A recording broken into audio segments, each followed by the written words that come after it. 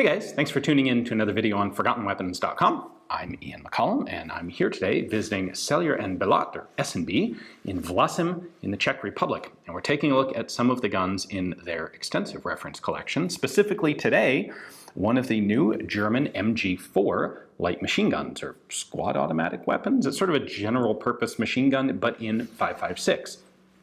So, to compete with the FN Mini-Me and probably the newly released FN Evolise machine guns, H&K came up with a 5.56 detachable barrel belt-fed general purpose machine gun. They actually came up with two at roughly the same time. They have the MG4 in 5.56 and the MG5 in 7.62. So this was first introduced in 2001. The German military adopted it for use in 2005. That was followed by the Spanish and Portuguese militaries adopting it in 2007. And it continues to be a reasonably successful export weapon for HK. It is a very modern design of machine gun. There's not a whole lot of truly new, innovative stuff here, but what we do have is a really good combination of existing features to give a gun that is relatively lightweight for what it is. It's 19 pounds, about 8.6 kilos. Belt fed, very easy to handle, very ergonomic, very easy to field strip as well. So let's dive in and take a closer look at it. All right, first up here we have our markings. HK, of course, manufactured by Heckler Koch. This is the MG4 in caliber 5.56. We then have our proof marks and serial number. AI is a date code in the proof mark, and that indicates that this gun was made in 2018. Down on the grip, we have a two-position selector, so we have full auto and safe. There is no semi-auto setting on this. We do have a folding buttstock though. Press that in, and that has a little bracket that snaps in place to keep the stock in that folded position. To open it up, you just pull open. That is the catch that holds the stock closed. We have a bracket here for a belt hanger, belt box. These will take, they have 50, 100, and 200 round belt boxes. Unfortunately, I don't have any of those here to show you, but pretty typical thing. It would go right there. And this is a bottom ejecting gun. So we have a nice big dust cover on the bottom, and as soon as we operate the charging handle, that will pop open. The charging handle, speaking of which, is non-reciprocating and folding. So when I pop that open, it's going to open our ejection port cover. Note that this comes to a 45-degree angle because it's going to be hanging the ammunition box directly under the middle of the gun for the best balance, so it's going to try to kick cases off to the side. This is an open bolt firing gun, so you cock the handle back, snap it forward, close it up, and then you're ready to fire. Pretty basic carry handle here. There's a release catch on it. When the carry handle is up, it's offset to the side, so it stays out of the way of any optics. Folded down, it just sits there along the side of the gun. We have a set of clamp-on iron sights here. It's a rear aperture sight with a BDC cam, graduated out to 1,000 meters. The front sight that goes along with that is just a blade, and it is foldable, so we can put it down and out of the way. Touching on the bipod here, it of course folds up under the gun, unfolds, has a lot of forward pivot available. It comes back to here and then all the way forward out to there. The legs extend. All you have to do is pull down to extend them, and then you push in on the latch to retract them. One of the cool features of the MG4 is that barrel removal is very easy. You just have a big lever here, push it down, and the barrel comes right out of the gun. Note that you don't actually have to have the bolt rearward in order to do this. And there's some pro and some con to that. The benefit is that that's really easy, and it means there's a lot less to think about. When you need to change the barrel, just pull the barrel off and put a new one in. However, the way they're able to do that is that the bolt doesn't actually lock into the barrel. Normally, we're thinking of this is a rotating bolt gun, and we expect an AR-15-like barrel extension, where the barrel extension comes back here, and the bolt actually locks directly into it. So there's no pressure being really exerted on the receiver at all. In order to make this barrel removable in either bolt position, the way HK did it is to actually have an independent front trunnion here, where the bolt locks into the back of the trunnion and the barrel locks into the front of the trunnion, and that trunnion controls headspace.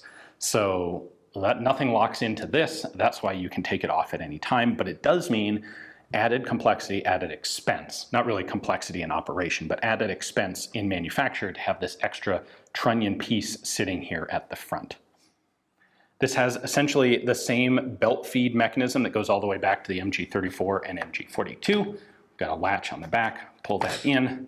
You can lift this up. It is spring-loaded in both the 45 and 90-degree positions, so it doesn't fall down on your fingers. There's a feed tray that lifts up as well. And your optics rail is mounted to that. To be honest, that's a feature I'm not quite so excited about. I'm sure it's reasonably stable. It's mounted by a pin here and a fairly strong latch in the back, but it would be nice to have the optics mounted directly to the receiver. Now we can pull out this pin and take the whole top cover off.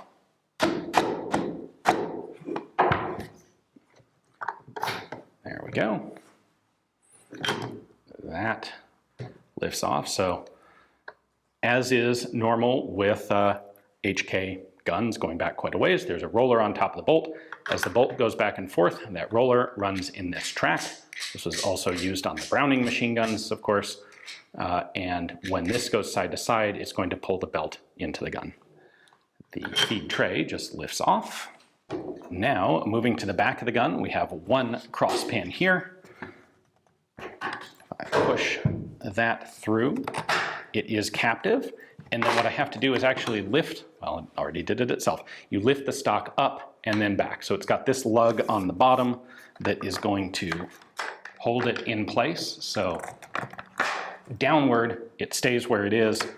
Upward, you can slide this out of the gun, and it's got the recoil spring fixed to it. That's handy.